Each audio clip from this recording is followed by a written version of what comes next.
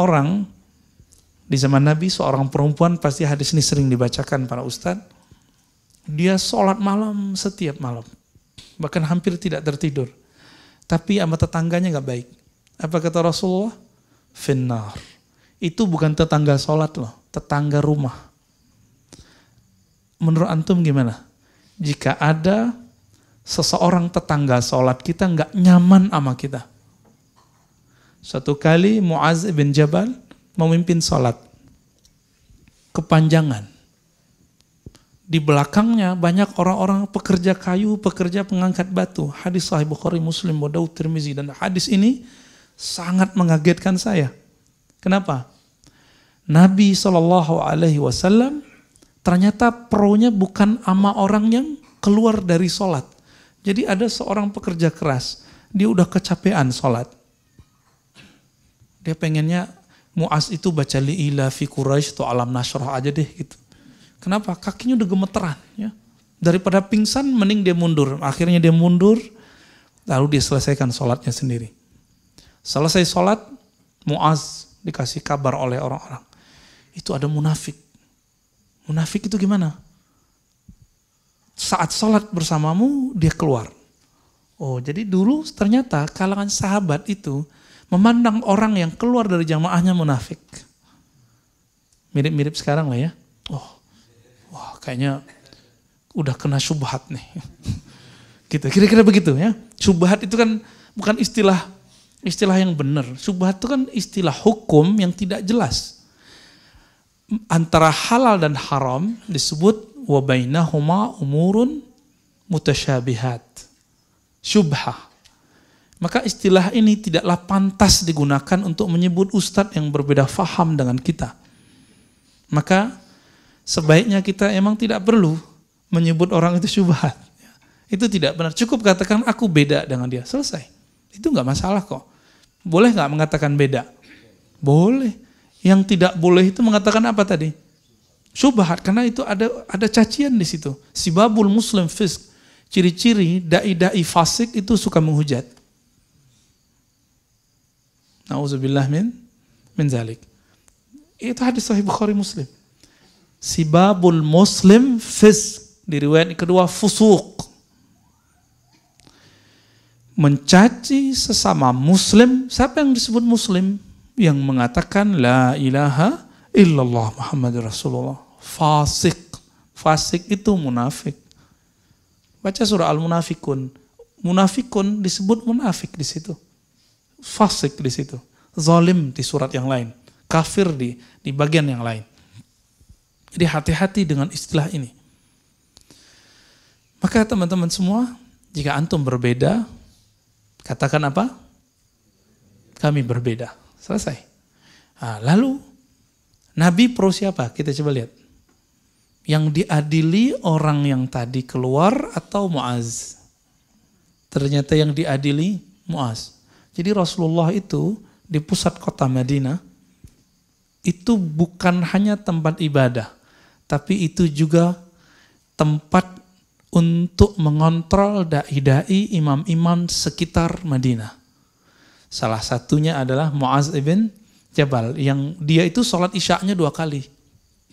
Jadi habis sholat dengan Nabi, dia pulang untuk menjadi imam di kampungnya itu, di dusunnya.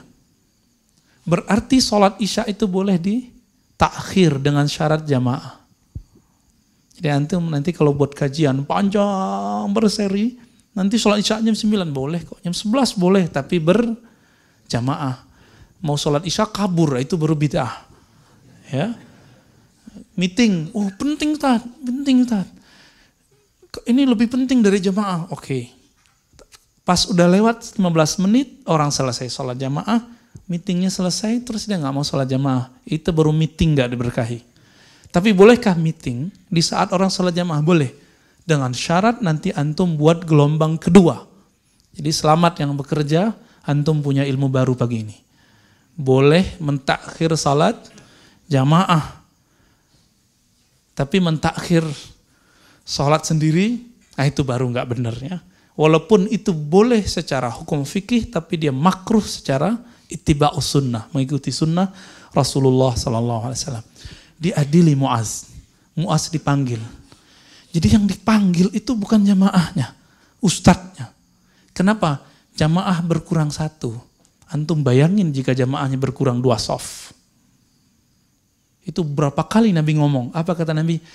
Afattanu anta ya Muaz. Gitu Nabi nunjuk langsung. Tapi Nabi nunjuk tuh begini.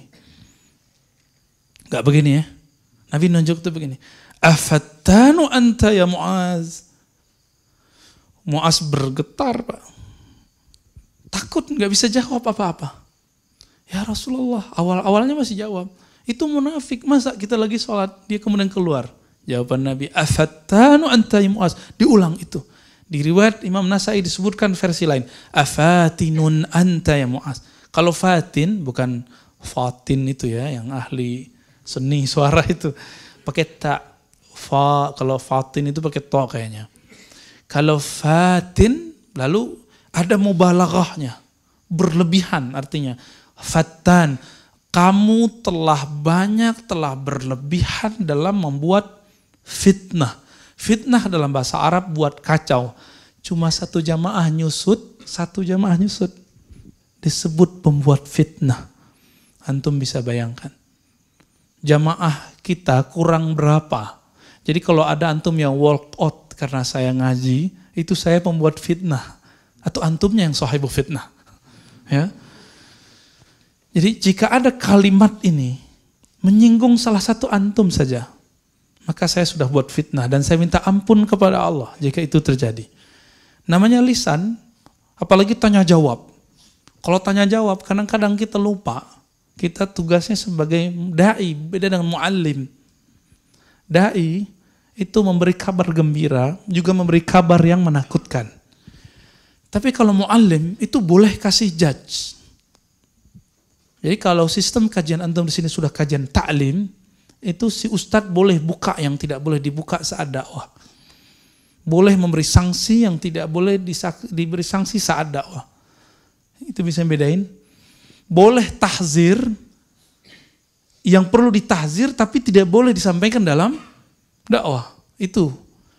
Nah, orang-orang tidak bisa membedakan itu, tapi udah jadi dai duluan. Sehingga dia mentahzir di saat dakwah. Padahal dakwah itu basyiru. Kan kalimatnya begitu di Sahih Bukhari. Basyiru. Beri kabar gembiralah. Kalimat berikutnya apa? Yassiru. Ya. Yassiru, apa arti yassiru? Mudahkan. Bukan gampang-gampangkan. Bukan, tapi beri kemudahan. Jadi teman-teman semua, saya minta ampun kepada Allah jika ada kalimat saya menyakiti orang-orang. Menyakiti jamaah. Membuat orang-orang kemudian berkurang. Tapi jika kalimat itu benar, pahit, saya mungkin berniat itu untuk ta'lim. Ya, biasanya kajian-kajian yang pakai kitab, saya menganggapnya itu ta'lim. Ya. Jadi sahabat Nabi berbeda faham mengenai apa itu sunnah dan bid'ah. Tapi mereka arif. Mereka kemudian dialog. Nah, dialog ini yang mahal. Maka jangan buat majelis debat. Buatlah majelis tukar pikiran. Konfirmasi aja. Konfirmasi. Jangan buat majelis bentak-bentak. Buat majelis konfirmasi. Nanyain baik-baik. Seperti Zaid bertanya kepada Abu Bakar dan Umar. Ini baru zaman sahabat. Sekarang kita masuk ke zaman tabi'in. Tabi'in, ya.